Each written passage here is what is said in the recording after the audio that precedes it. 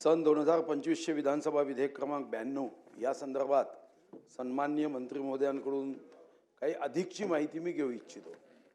अध्यक्ष महाराज, जेव्हा या विधेयकामध्ये आपण बदल करण्याचा निर्णय केला 66 क व 66 ख, तर माझा पहिला मंत्री महोदयांना प्रश्न आहे की जेव्हापासून हा कायदा झाला तेव्हापासून 66 क मध्ये आतापर्यंत किती लोकांना दंड झाला आणि किती लोकांना शिक्षा झाली? 66 ख मध्ये किती हॉस्पिटलच्या बाबतीमध्ये दंड झाला आणि किती लोकांना शिक्षा झाली? ही माहिती दिल्याशिवाय या कायद्याचा काहीही उपयोग नाही। अध्यक्ष महाराज, बदल आपण काय करतो अध्यक्ष महाराज की धर्मादाय आयुक्ताची पूर्व मंजुरी न घेता विश्वस्त व्यवस्थेची स्थावर मालमत्ता दुसऱ्याच्या नावे केल्याबद्दल शिक्षा करण्याची तरतूद। आणि ही तरतूद यामध्ये दंड किती आहे अध्यक्ष महाराज?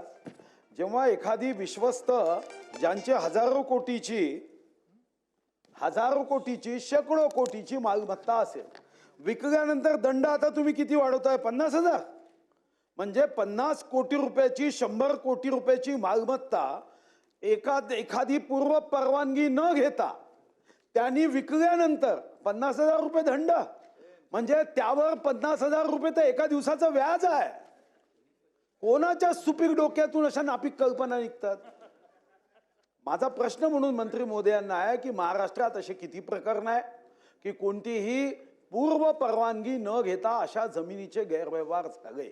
मला आठवतं एक गोष्ट खरी आहे, 1980 मध्ये आमचे शिक्षक म्हणायचे की 21वीं सदी में दो ही चीजों के भाव बढ़ेंगे, एक जमीनों के और दूसरे कमीनों के। आता या जमिनीच्या भावामध्ये जमिनीचे गैरव्यवहार करणारे कमीने त्यांना 50,000 रुपयाचा दंड। अध्यक्ष महाराज, हा 50,000 रुपयाचा दंड हा आपण कोणत्या अध्यक्ष महाराज कालावधीत आहोत? $5 ट्रिलियन इकॉनॉमी मध्ये 50,000 रुपये दंड। सुधीर भाऊ, हे आपण आता जे सांगत आहात ना, हा कंपाऊंडेबल ऑफेन्स नाहीये। म्हणजे पैसे दिले आणि तो मुक्त झाला। जर का बिना परवानगी विक्री झाली असेल तर ती विक्री बाद होतेच, अधिक त्याच्यावर दंड लागतो। त्यामुळे तुम्ही जी चिंता व्यक्त करतात ती मला वाटत नाही आजपर्यंत कधीच झालं नाहीये। म्हणून मी पहिला प्रश्न 66 क मध्ये केला की 66 क मध्ये अशा किती केसेस झाल्या आणि या केसेस झाल्यानंतर तुम्ही जसं सांगताय अध्यक्ष महाराज, तुमचा सुद्धा दिशाभूल करण्याचा प्रयत्न शासन करत असेल तर तुम्ही थांबा। कारण अशा जर जमिनी वापस असेल तर दंड करण्याची आवश्यकताच नाहीये ना। कशाला 50,000 रुपये दंड? तुम्ही सभागृहात असताना माझी दिशाभूल कोणीच करू शकत नाही। ठीक, ते दुरुस्त करून घेतो। तुमच्यावर माझं मनापासून प्रेम आहे। तुम्ही परमनंट शेकडो वर्ष अध्यक्ष राहावं ही माझी इच्छा आहे। आणि अध्यक्ष महाराज, दुसऱ्या याच्यामध्ये 66 ख मध्ये मंत्री महोदय तुम्ही सांगितलं की एक वर्षापर्यंत असू शकेल अशा साध्या कारावासाची शिक्षा होईल किंवा 50,000 रुपयापर्यंत असू शकेल इतक्या द्रव्यदंडाची शिक्षा होईल किंवा दोन्ही शिक्षा होईल। अध्यक्ष महाराज, पहिली गोष्ट मी तुमच्या लक्षात आणून देतोय, महाराष्ट्राच्या विविध कोर्टामध्ये 56 लक्ष केसेस पेंडिंग आहे। हायकोर्टामध्ये 5,09,000 केसेस पेंडिंग आहे। या पेंडिंग केसेस मध्ये तुम्ही न्याय देऊ शकाल का?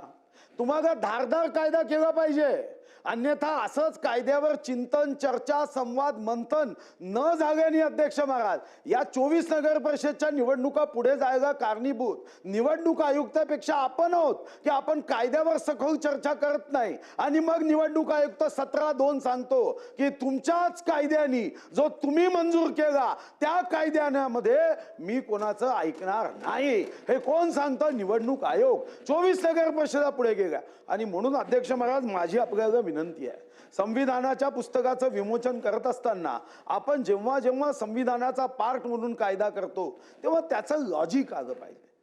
आपण वकील साहेब आहेत, वकील आहात, एक चांगला वकील राज्याच्या न्याय व्यवस्थेने मुकला मंत्री झालात, पण आपण त्या अभ्यासाचा अनुभव याच्यात जर केला नाही। आता मी जो प्रश्न विचारला की तुम्ही हॉस्पिटल्समध्ये जे तुम्ही म्हणत आहात की 66 ख याच्यामध्ये तुम्ही ठीक आहे ना वाढवाल, मोठ्या हॉस्पिटलचं तुम्ही काय बिघडवणार आहात? कारण या मोठ्या हॉस्पिटलमध्ये जाणारे तुम्ही आम्हीच आहोत। आमचे संबंध त्या डायरेक्टरशी असतात। आपल्यापैकी एखादा दुखादा अपवाद सोडला तर कोण सामान्य रुग्णालयात जाणार आहे. मग या हॉस्पिटलला तुम्ही दंड करायला जाल तर मीच फोन करेन, आशिषजी असा मत करू.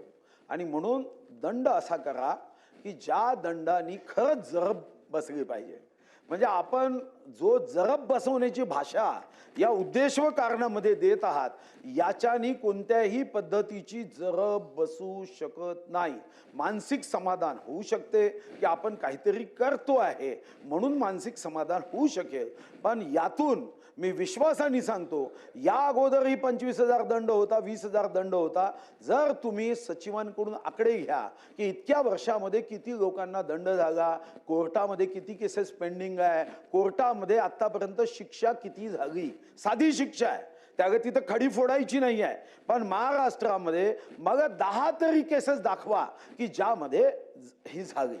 उलट पक्षी तुम्ही बिल आणायला पाहिजे होतं, जे सन्माननीय नाना पटोले साहेब म्हणाले त्याला माझी पूर्ण सहमती यासाठी आहे की एकेका जिल्ह्याच्या त्या ठिकाणी असणाऱ्या कार्यालयात 20,000 रजिस्ट्रेशन आहे.